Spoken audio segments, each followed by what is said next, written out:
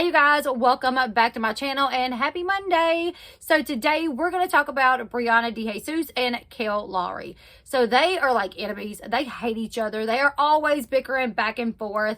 And not too long ago, a few months back, last year sometime, Kail Lowrys, she filed a lawsuit against Briana Dejesus for defamation of character. Not a lot's been going on with that up until last week. Like there's kind of been a standstill, you know, waiting for something. Well, they finally had a deposition last week where Kail Lowrys, she had to sit down for a deposition. Briana Dejesus, she had to sit down for a deposition. And from my understanding, Chris Lopez did as well. So today we're going to go through Briana Dejesus' deposition. And from what the Ashley Realities Roundup is putting out, she says there's over 400 pages of documents, this deposition. So, and I'm assuming that's with all three. But today we're going to go through Briana's deposition. In a few days, we'll go through Kail Lowrys' deposition. I'm getting all my information from the Ashley Realities Roundup. I will link the article in the description box below if you guys want to go check it out yourself. But I'm going to go over all the juicy things that Briana was asked. Now, Briana was questioned basically by Kail Lowrys' attorney. Briana's attorney was there, so there were times when Kail's attorney would ask Briana questions, and Briana's attorney would step up and say, like, hey, we're not going to talk about that. Hey, you can't ask that. There were even times where Briana's attorney told Kail's attorney to shut up. So it was pretty interesting. Also, there were photos taken outside of the courthouse by the son after the deposition wrapped and ended. When Briana was leaving, Briana was seen actually giving her attorney a high five. Literally, when these photos came out and by the things that like the media caught Briana and her attorney saying, it literally was like Briana won the lawsuit. That's the way that it looked, because she's like, thank you so much. You're so awesome. You're the best. They're like high fiving. I was like, dang, did she get it dismissed? What happened? No, she didn't get it dismissed.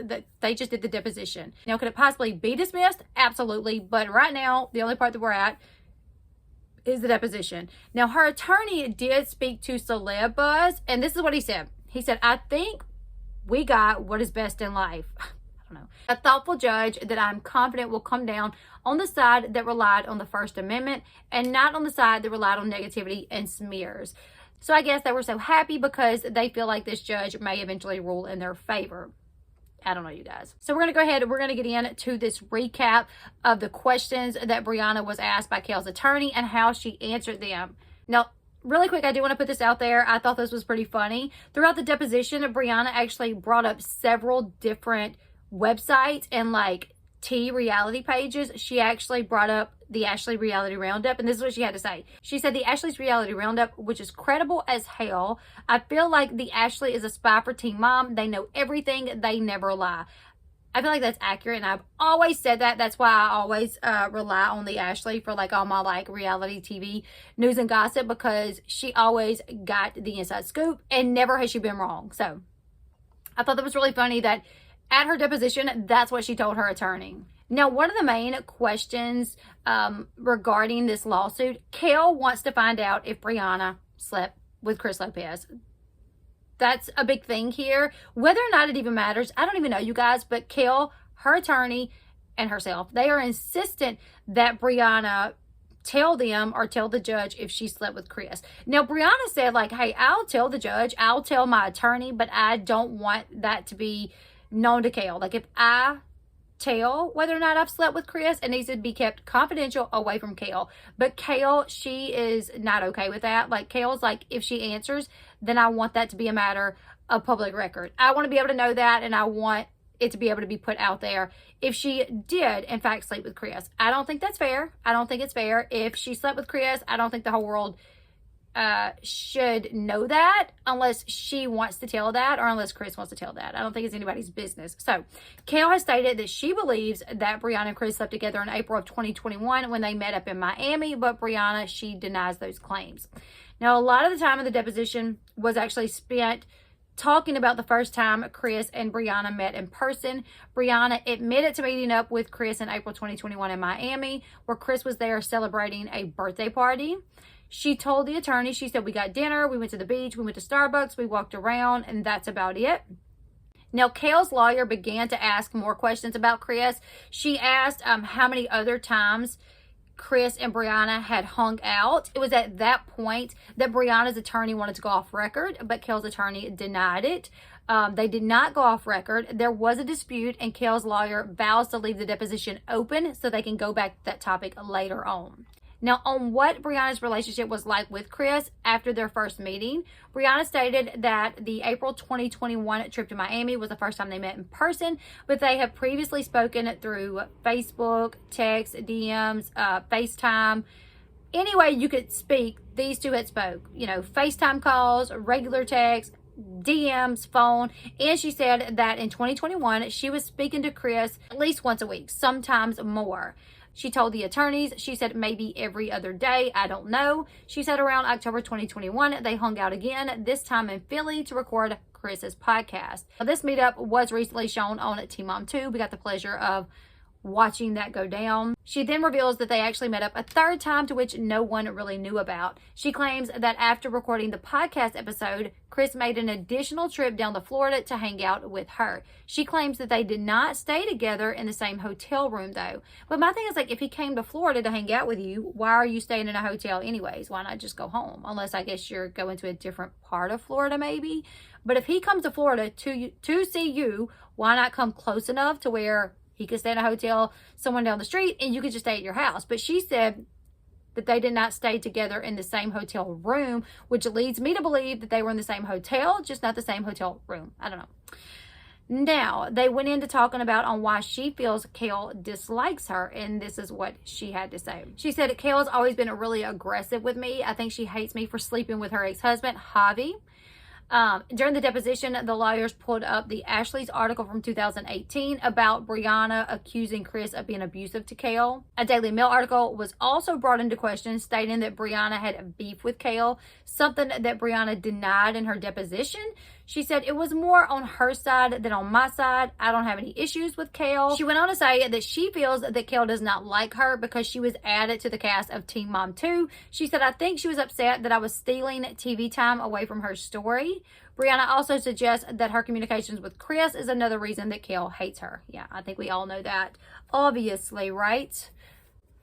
Now, on the topic of if Briana slept with Chris, as Kail stated, next they talked about Kail accusing Briana of sleeping with Chris and some of the comments Briana made on social media about or to Chris. Briana's lawyers threatened to end the deposition after Kail's attorney asked a lot of questions just centered around this particular topic. So Briana's attorney said it's obvious that you've been paid to harass her about her personal life.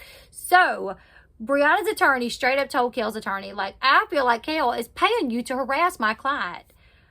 They squabbled for a bit, and Briana's attorney ended up telling Kail's attorney to shut your trap. That's pretty funny. Now, they talk about the fact that Chris actually changed his story a few times of whether or not Kail allegedly committed breaking and entering into his mom's house. Because that was one of the accusations that Briana put out there, that Chris told her that Kail hit him and that she broke into his mom's house. So Briana claims that Chris changed his story about the breaking and entering after the lawsuit was filed. However, she insists that while they were hanging out in Miami in 2021, Chris told her that Kail barged her way into his mom's house. It's noted that the conversation took place in a hotel room. So they're in a hotel room and Chris is giving her all this information. But the way that he says it still isn't like she was breaking and entering. He says she barged her way into my mom's house. They also have a text message that Chris sent to Briana after this lawsuit was filed. And this text message to Briana says, but why do y'all keep saying she forced her way in? My mom let her in the crib. And then Briana told her attorney, she said, I know that he did change his story, and I think that's because he is scared of Kail. Briana then claims that Chris told her that Kail's attorney reached out to him and said, hey, yo, Chris, this is Kail's attorney. I'm going to need you to change your story. I'm going to need you to not say that Kail hit you. Can you go on record and actually say that she didn't? Don't say that Kail hit you, and do not say that she was breaking and entering. Can you actually go back on that? Because that's been put out there. It's coming from you, so I'm going to need you to change your story. Now, Chris told Briana that he refused to say what the lawyer wanted him to say, but according to Briana, she insists that his story still did change after Kail's attorney reached out to him. So make of that what you will. Kail's lawyer then demands that Briana's lawyer produce all of the text messages between Briana and Chris. So Kail and her attorney, they want all the messages between Chris and Briana. And let me tell you, even if Briana doesn't come out and tell the judge, or if it's not, public record, if there's text messages, I would assume we could kind of tell from the text messages if there was a sexual relationship, because I would assume there's been some talk about it or mention of it, some flirting going on if the two ever did sleep together. We would probably know by those text messages. So if Kail's attorney gets a hold of them and they are made public, I think that will kind of be all that's needed to prove whether or not they slept together, right? Now, back to this deposition, Briana tells her attorney and Kail's attorney, she says that she actually believes that Kail did in fact hit Chris. And she says that she believes that because it matches her character. She says it matches her character. All the things that she has done in the past against her baby daddies. She stole stuff from Javi's house. She hit Joe. She hit Javi more than once. She says that she is 100% certain that Kail has hit Chris. She says, I have no doubt. When asked again why she thinks Chris would change his story about the break-in and entering, Briana stated, I feel like he is scared of Kail. I feel like Kail uses their kids as pawns and he is scared of losing custody of his kids. Briana then gave an example of Kail allegedly using her and Chris's kids as pawns. She told a story about when she was dating Javi and how Javi was going to come to Florida to see her and he was going to bring his son Lincoln and also Kail's first son Isaac. So he was going to come to Florida and he was going to bring Isaac and Lincoln. The only thing was he didn't tell Kail that he was going to see Briana. And when she found out that he was going down there to see Briana, she refused to let Isaac go. Even though Isaac wanted to go and even though Javi wanted him to go, when she found out that he would be going to see Briana, she refused to let Isaac go. So that's her example of Kail using the kids as pawns. Now, after that, they talked about how the crew feels about Kail, how the Teen Mom 2 crew feels about Kail. Briana talks about Teen Mom executive producer Larry Musnick and a producer named Sandra flying down to Florida to talk to her about her and Kail's issues, Kail's arrest, and all of the things that Kail had refused to film about. Briana stated that she overheard conversations amongst the show's crew in which they stated they do not like filming Kail. She said most of the crew hates working with Kail. She is not nice. So yeah, they pretty much say things. She also made it clear that she was not eavesdropping when she heard this conversation. She said it happened in her house. She said it was said in my house. So I'm listening. It's on my property. I'm here. I can hear it all. Now, towards the end of her deposition, Briana was given a chance to discuss any topics that were not already brought up.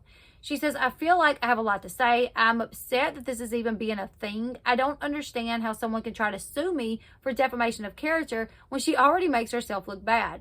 She has a record of doing a lot of things that I don't appreciate. I just think this whole situation is frivolous and I'm upset. I'm upset about it.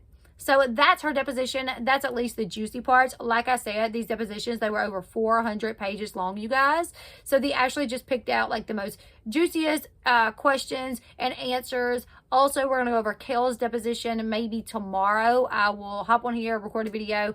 The Ashley will put the article out. I will link each article in the description box below. If you guys want to go just read those articles, you can go do that.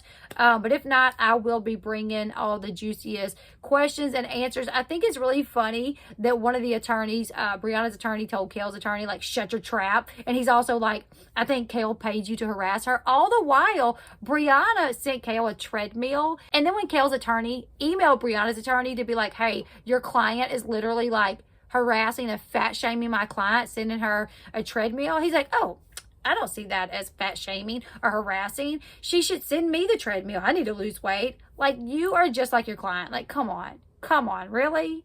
It seems like, she's got an attorney that's willing to fight for her, though, and even deny that she may be fat shaming someone when she sent them a treadmill. But you guys leave me your thoughts in the comment section below. We're going to go over Kail Lowrys' deposition in a few days. And like I said, I think Chris Lopez has even had to do one as well. And if he's done one and we can get that part of the deposition, we'll go over it also. You guys leave me your thoughts in the comment section below. Do you guys feel like the judge will dismiss this lawsuit? I do. I really do. While I may be more team Kail with a lot of things, I do kind of believe this lawsuit is frivolous. Like, you're a public figure.